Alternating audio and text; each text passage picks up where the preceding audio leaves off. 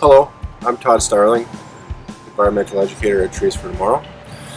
Today we're going to be traveling around Beaver County and we're going to be exploring some of the many different animal homes. The Northwoods is home to many species of wildlife, and we're going to take you and explore some of the more unique homes that we can find anyways.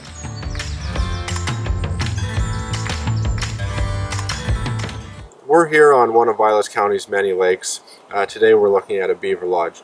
The Beaver Lodge behind me is an active lodge. You can tell by the fresh mud and fresh sticks on this lodge. This is more of a traditional lodge surrounded on four sides by water. Beavers being an aquatic species, they are much more versatile in the water than on land. So they will spend very little time on land. They eat the inner bark of the tree, which is called the cambium layer. When building the lodge, the beavers will collect sticks from the shore and bring them over to the spot where they're going to build their lodge, and they will glue the sticks together with mud. So they will place the sticks and then gather mud off the bottom of the lake and tamp it down with their big flat tail and make a dome-shaped home that is predator-proof. They'll have an underwater entrance and then a rise to go up into the lodge where they will be dry and above the water.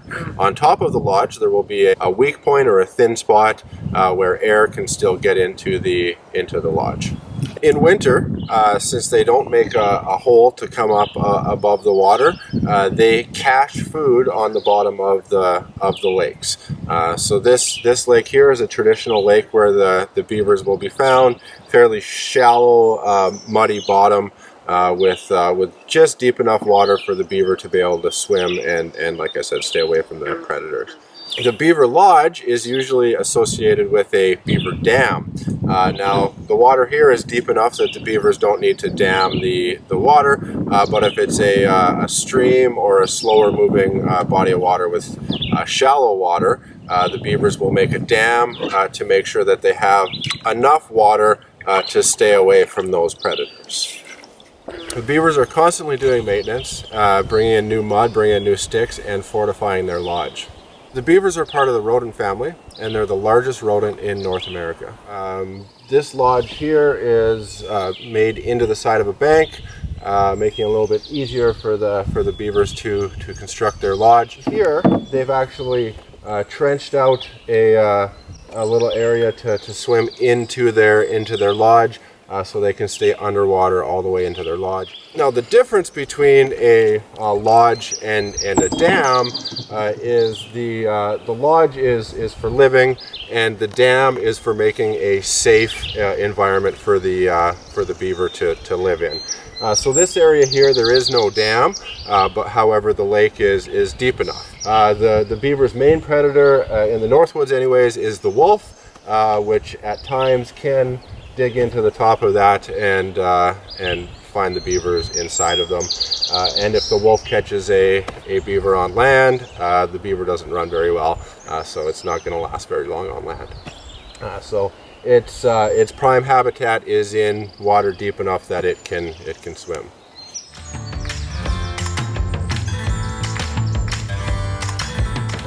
We're out here on Silver Lake looking for a different type of aquatic creature. The creatures we're looking for this morning are tiny little macroinvertebrates that live on the bottom of the lake. These creatures are unique because when they build their home, they take their home with them.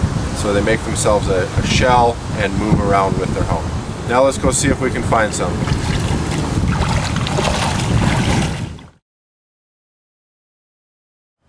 While in its larval stage or aquatic stage, the caddisfly collects small pebbles on the bottom of the lake and makes itself a casing or a home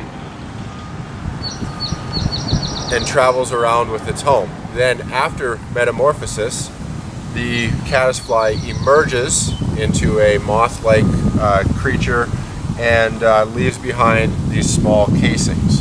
Here today we have found about a half dozen of these casings that are left behind by the caddisfly. Caddisfly can be found in numerous different aquatic habitats. They can be found in lakes, rivers, streams, and they are also used to identify good water quality. Caddisfly don't live in terribly polluted waters, so when you find them, you know you have a healthy lake. Here at Trees for Tomorrow, we bring the students down here to Silver Lake and do water quality studies.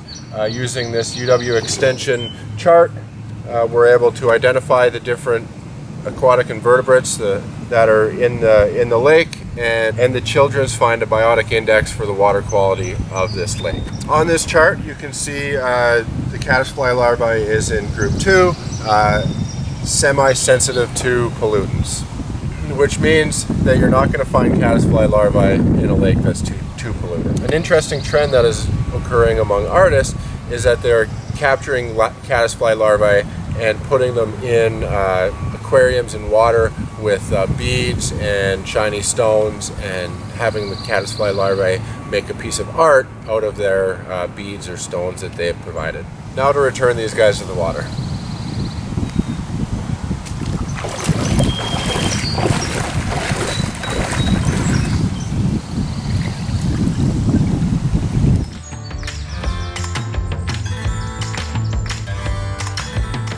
In this ash tree behind me, we have a squirrel dray. In this tree, likely a gray squirrel dray. Gray squirrels tend to make their drays in deciduous forest. Red squirrels are more apt to make their drays in a coniferous forest. If you can't see it, up in the tree here, there's a looks like just a pile of leaves. The gray squirrel drays can be up to 2 feet in diameter, and will have a cavity inside of that pile of leaves, or leaves and sticks and vine. The squirrel can crawl inside and rear its young inside of that cavity. A squirrel dray will look much like a bird's nest, but it looks like a messy pile of leaves, where a bird's nest will be a neat, tidy arrangement of leaves and twigs. Here we're looking at a refuse pile of a red squirrel. So this is called a midden pile. Red squirrels will sit in a tree above this midden pile and tear apart the scales of these pine cones, looking for a small seed on the end of every one of these scales.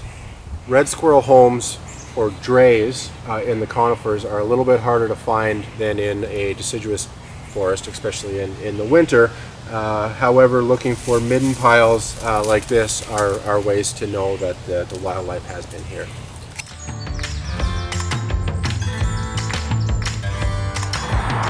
In this location, we're looking at cavity nesters, some particular owls, and in this case, the saw-whet owl.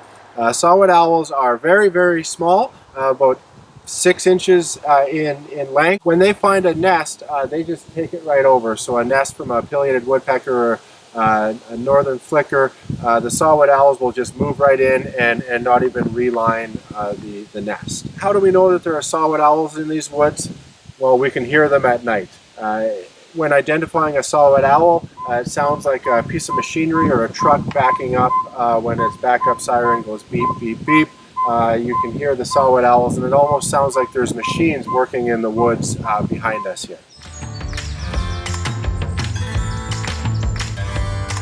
Switching gears from finding homes in nature, we're looking at homes in your yard or in your garden. Here we have a toad abode. Toads are nocturnal, and they find places to hide during the day. So you can create a simple habitat or home for toads in your garden by stacking rocks or stacking wood and making a little hiding place for them. When you're making a little hiding place for them, you can also add a bowl of water, and make sure if you're adding a bowl of water, there's a place for them to get out so they don't get stuck in your bowl of water. Toads and frogs are beneficial to have in your garden because they control pests. Pest control is especially important in gardens where you can't use pesticides, much like pollinator gardens or organic gardens. Anything that you don't want to have chemicals in your garden, you can use these methods to control pests in the area.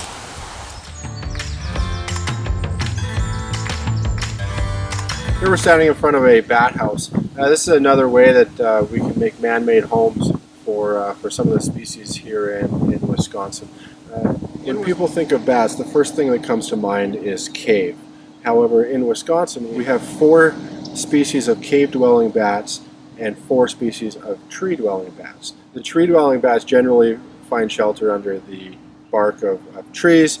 However, one way to bring more bats to your yard is by making a bat house.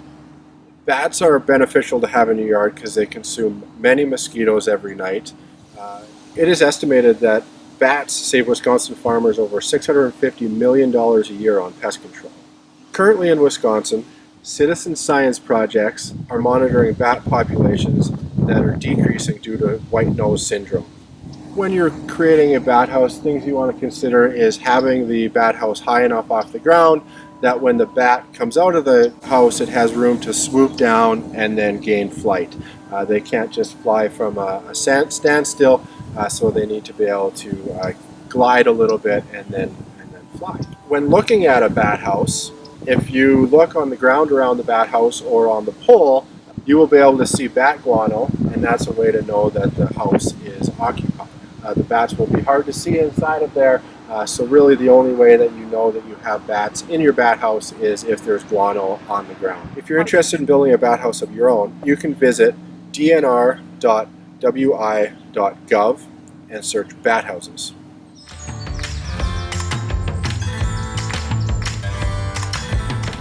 I hope you've enjoyed traveling around Vilas County as much as I have today, and I hope this gives you a little more background to go out and find animal homes on your own. Hi, I'm Robin Ginner. I'm the Executive Director of Trees for Tomorrow, and I'm here with Sheldon, one of our animal ambassadors. We're here at the Trees for Tomorrow campus in Eagle River, and we hope you enjoyed today's program. Trees for Tomorrow is a natural resources specialty school, and we were founded in 1944 as a reforestation effort by the pulp and paper industry. Today our focus is on educating the next generation about sustainability and our role as stewards of our natural resources. Funding for Trees for Tomorrow comes from a combination of program fees, corporate sponsorships, grants, and donations from individuals like you.